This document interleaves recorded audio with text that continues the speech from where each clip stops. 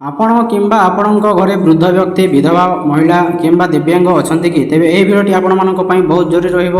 ନମସ୍କାର ବନ୍ଧୁଗଣ, ଆପଣମାନେ ଦେଖୁଛନ୍ତି RM job alert YouTube channel. ତ ଆଜିର ଏହି ଭିଡ଼ିଓରେ ଆମେ ଆଲୋଚନା କରିବା ଓଡ଼ିଶା ସରକାରଙ୍କର ଯେଉଁ ମଧୁବାବୁ ପେନ୍ସନ୍ ଯୋଜନା ରହିଛି 2026 ବିଷୟରେ। ତ ସରକାର ଏବେ ନୂଆ ଲାଭାର୍ଥୀମାନଙ୍କୁ ଯୋଡ଼ିବା ପାଇଁ ବଡ଼ ପଦକ୍ଷେପ ନେଉଛନ୍ତି। ଯଦି ଆପଣଙ୍କର ନାମ ଏପର୍ଯ୍ୟନ୍ତ ପେନ୍ସନ୍ ତାଲିକାରେ ନାହିଁ, ତେବେ ଏହି ଭିଡ଼ିଓଟି ଶେଷ ପର୍ଯ୍ୟନ୍ତ ନିହାତି ଭାବରେ ଦେଖନ୍ତୁ। ତ କିଏ ପାଇବେ ପେନ୍ସନ୍, କେତେ ଟଙ୍କା ମିଳିବ, କେଉଁ ସବୁ ଡକୁମେଣ୍ଟସ୍ ଲାଗିବ ଏବଂ କେମିତି ନୂଆ ଆବେଦନ କରିବେ, ସବୁକିଛି ଭିଡ଼ିଓରେ ଜାଣିବା। ଭତ୍ତାକୁ ନେଇ ଆସିଲା ମନ୍ତ୍ରୀଙ୍କ ବଡ଼ ସୂଚନା। ତ ହିତାଧିକାରୀଙ୍କ ପାଇଁ ଆସିଲା ଖୁସି ଖବର। ଖୁବ୍ ଶୀଘ୍ର ହିତାଧିକାରୀଙ୍କ ବ୍ୟାଙ୍କ ଖାତାକୁ ଯିବ ଭତ୍ତା ଟଙ୍କା। ଏନେଇ ମଙ୍ଗଳବାର ଦିନ ସାମାଜିକ ସୁରକ୍ଷା ଓ ଭିନ୍ନକ୍ଷମ ସଶକ୍ତିକରଣ ମନ୍ତ୍ରୀ ନିତ୍ୟାନନ୍ଦ ଗଣ୍ଡ ସୂଚନା ଦେଇଛନ୍ତି। ମନ୍ତ୍ରୀ କହିଛନ୍ତି ଆଉ କିଛି ଦିନ ପରେ ହିତାଧିକାରୀଙ୍କୁ ଭତ୍ତା ଟଙ୍କା ମିଳିଯିବ। ତାପରେ ଆପଣଙ୍କର ଯେଉଁ ରହିଛି ସଫ୍ଟୱେର୍ର କିଛି ତ୍ରୁଟି ରହିଯାଇଛି, ତାକୁ ସଂଶୋଧନ କରାଯାଉଛି। ଏଥିପାଇଁ ଆଉ କିଛି ଦିନ ଅପେକ୍ଷା କରିବାକୁ ପଡ଼ିବ।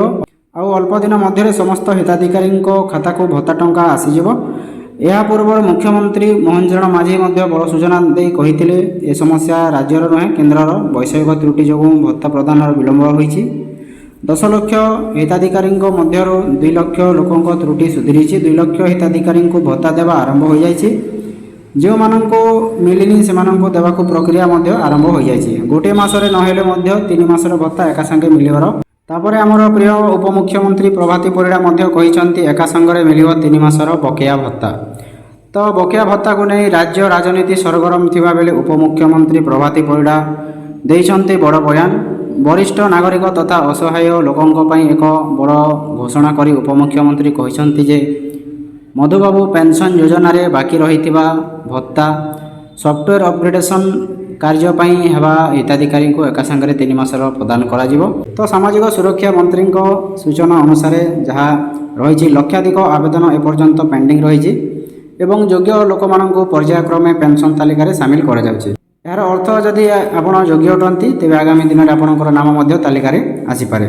ତ ବର୍ତ୍ତମାନ ସରକାରଙ୍କ ବୃଦ୍ଧିତ ପେନ୍ସନ୍ ବ୍ୟବସ୍ଥା ଅନୁସାରେ କେତେ ଟଙ୍କା ପେନ୍ସନ୍ ମିଳୁଛି ନା 80 ବର୍ଷରୁ ଅଧିକ ବୟସ୍କ ବ୍ୟକ୍ତିମାନଙ୍କୁ ପ୍ରତି ମାସ 3500 ଟଙ୍କା ମିଳୁଛି ଏବଂ 80% କିମ୍ବା ତାଠାରୁ ଅଧିକ ଦିବ୍ୟାଙ୍ଗତା ଥିବା ବ୍ୟକ୍ତିମାନଙ୍କୁ ସେମାନଙ୍କୁ ମଧ୍ୟ 3500 ଟଙ୍କା ପେନ୍ସନ୍ ମିଳୁଛି। ଏହା ଓଡ଼ିଶା ସରକାରଙ୍କର ସବୁଠାରୁ ବଡ଼ ସାମାଜିକ ସହାୟତା ପଦକ୍ଷେପ ମଧ୍ୟରୁ ଗୋଟିଏ ରହିଛି। ତ କେଉଁ ସବୁ ଡକୁମେଣ୍ଟସ୍ ଲାଗିବ ଆପଣମାନଙ୍କୁ? ଆଧାର କାର୍ଡ଼ଟା, ଭୋଟର କାର୍ଡ଼, ବୟସ ପ୍ରମାଣପତ୍ର, ବ୍ୟାଙ୍କ ପାସବୁକ୍ ରହିବ ଆପଣମାନଙ୍କର, ପାସପୋର୍ଟ ସାଇଜ୍ ଫଟୋଗ୍ରାଫ, ତାପରେ ଅଛି ଆପଣମାନଙ୍କର ଦିବ୍ୟାଙ୍ଗ ସାର୍ଟିଫିକେଟ୍ ବା ଯାହା ବିଧବା ପ୍ରମାଣପତ୍ର ଯଦି ରହିଛି ସେଇଟା ଦେଇପାରିବେ।